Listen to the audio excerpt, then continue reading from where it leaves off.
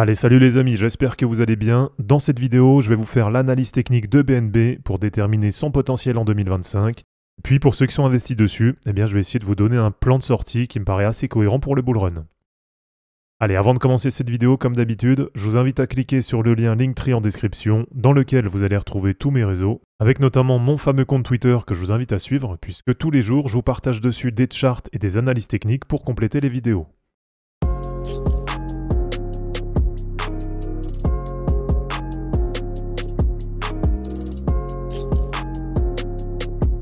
Alors, l'analyse de BNB, je pense que ça va aller assez vite.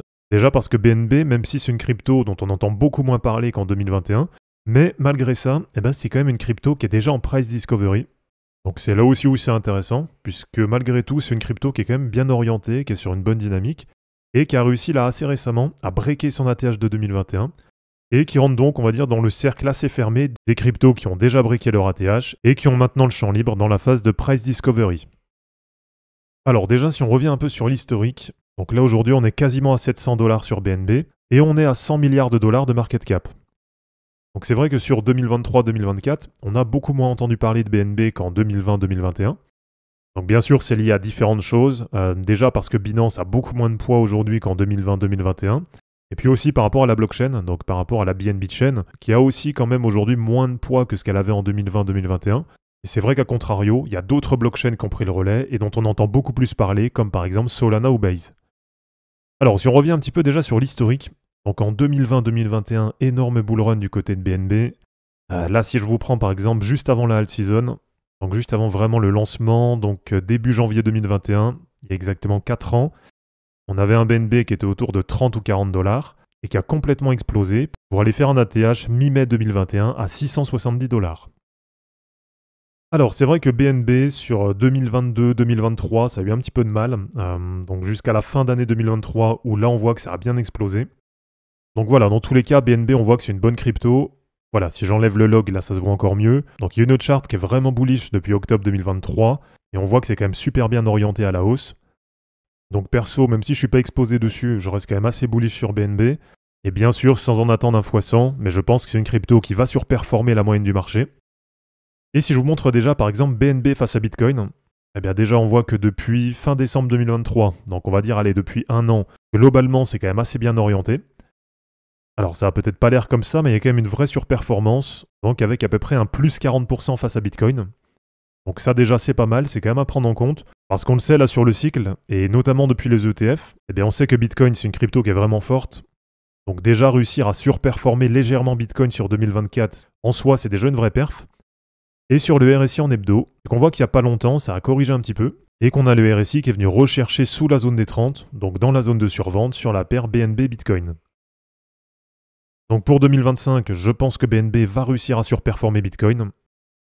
Et si on prend face à Ethereum, là c'est pareil, c'est super positif.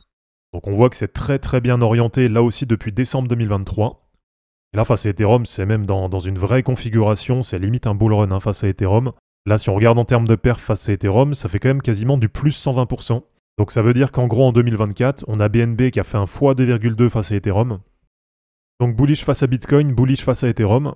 Et si on prend sur la paire USD, depuis octobre 2023, donc ça fait en 15 mois, on est sur du plus 262%. Donc ça veut dire un x3,6 en termes de prix. Et c'est pour ça que je vous dis que là, sur le cycle, même si on entend très peu parler de BNB, finalement, c'est vraiment une crypto qui a fait une super performance. Et donc pour voir son potentiel en 2025, là ça va être assez simple, puisque du coup la dernière résistance elle a déjà été breakée. Et ça veut dire que maintenant, tant que ça reste au-dessus de 670, on a BNB qui est rentré dans la phase de price discovery. Donc la fameuse phase où il n'y a plus vraiment de résistance, ou en tout cas il n'y aura que des résistances théoriques. Et allez, si on fait juste un point rapide pour voir un peu comment c'est orienté du côté des indicateurs. Donc sur les moyennes mobiles, on voit qu'on a toutes les moyennes mobiles qui sont bien orientées à la hausse et qui sont dans le bon sens. Donc de la plus petite à la plus grande. Ok, donc ça c'est vraiment super positif. Il y a vraiment tout qui est bien orienté. Du côté des bandes de Bollinger, c'est pareil. On voit que c'est bien orienté. Avec le prix qui est sur la borne haute. Et on a la borne haute, la borne moyenne et même la borne basse qui commence à monter. Alors ensuite sur Ichimoku, c'est pareil. On voit que tout est bien orienté. Donc on est au-dessus de toutes les courbes. Au-dessus de la Tenkan, au-dessus de la Kijun qui est en jaune. Et on est aussi bien au-dessus du nuage. Et alors si je vous mets le nuage en projeté, Et bah c'est pareil, les points positifs continuent, puisqu'on a le nuage qui va continuer à monter. Et pour terminer, donc sur les deux derniers indicateurs, alors déjà sur l'indicateur Kama, on a bien eu le signal de confirmation d'achat la semaine du 16 septembre. Donc là aussi c'est super positif. Et pour terminer, du côté du Dynamic Rainbow 50, et ben là c'est pareil, c'est vraiment positif, puisqu'on voit qu'on a tous les indicateurs qui sont bien orientés, on a un prix qui a bien remonté là sur les dernières semaines, et pourtant, eh bien regardez, on voit qu'on est tout juste au-dessus de la zone d'accumulation. Donc là ça veut dire qu'on a une hausse qui se construit bien, qui se construit de façon assez solide. Donc en gros pour l'instant, on a le prix qui reste assez proche du prix moyen sur l'année. Et donc de ce côté-là c'est pareil, pour l'instant ça reste vraiment positif, et ça laisse pas mal de potentiel sur BNB. Alors, pour déterminer son potentiel, ça va être assez simple, là, ça va aller assez vite. Donc, on va regarder tout simplement ce que ça donne avec les cercles de Fibonacci. Et alors, pour commencer, si on prend déjà par rapport à cette toute petite phase de hausse, donc là, sur la période de fin 2018 jusqu'à l'été 2019, donc là, on a déjà des niveaux qui nous intéressent, avec le 3,618 des cercles de Fibo, qui correspondait très exactement à l'ATH de 2020-2021.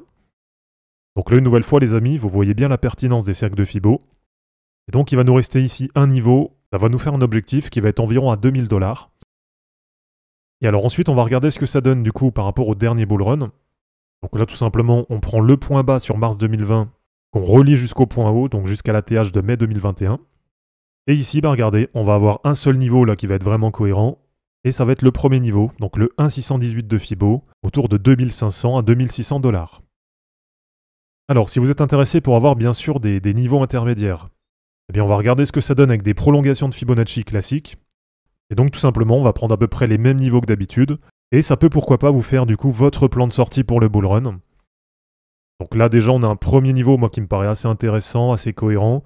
Ça va être le 1 de Fibo autour de 880 $. Alors après on calculera, on regardera ce que ça donne en termes de market cap.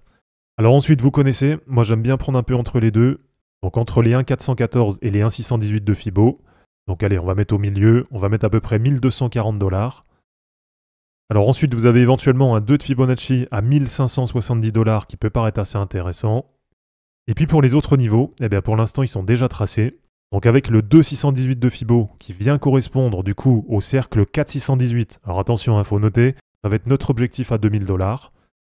Pour le 3,618 de Fibo, eh bien c'est pareil, c'est un niveau qui est déjà tracé. Donc à peu près 2500-2600 $.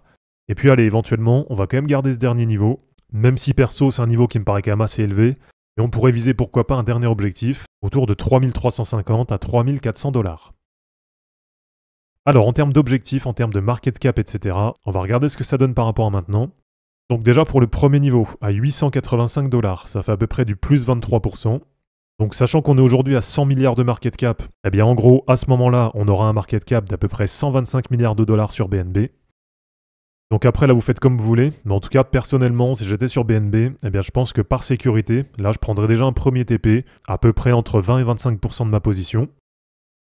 Ensuite, pour le deuxième objectif, donc autour des 1240 $, là, ça nous fait à peu près du plus 75%. Et donc, ça devrait nous faire à peu près 175 milliards de market cap sur BNB. Et alors là, c'est pareil, si j'étais dedans, je pense que je revendrais encore 20 ou 25% de ma position initiale. Et alors ensuite, après, c'est à vous de voir un peu comment vous gérez pour le reste. Et vous avez potentiellement un TP intermédiaire à 1580 $ qui peut paraître intéressant. Donc environ 220 milliards de dollars de market cap. Ensuite, pour le niveau à 2000 $, ça fait à peu près du plus 180%. Donc là, ça fera à peu près 280 milliards de market cap sur BNB. Ensuite, pour le niveau suivant, donc autour de 2580 $, ça fait à peu près plus 260%. Donc là, à ce moment-là, on sera autour des 360 milliards de market cap sur BNB. Donc attention quand même, soyez pas trop greedy, parce que là, on arrive quand même sur des valorisations qui sont énormes. Et pour moi, là, ce niveau, c'est vraiment le dernier objectif qui me paraît quand même assez cohérent. Et après, pourquoi pas, si jamais vous croyez vraiment en BNB, et si vous misez plus haut, vous avez pourquoi pas ce dernier niveau, donc quasiment à 3400 $. Et ça nous fait là du plus 375%. Donc si on atteint ce niveau, ça veut dire qu'on sera à peu près à 475 milliards de market cap sur BNB. Et pour moi, là, en termes de stratégie, en tout cas si j'étais dedans, perso ici, je garderais maximum entre 5 et 10% de ma position. Et là, je pense que dans toute cette zone, je déchargerais quand même assez régulièrement ma position. Bon, en tout cas, pour moi, la zone qui me paraît vraiment cohérente pour aller viser la TH, pour moi, ça va être cette zone entre 2000 et 2600 $.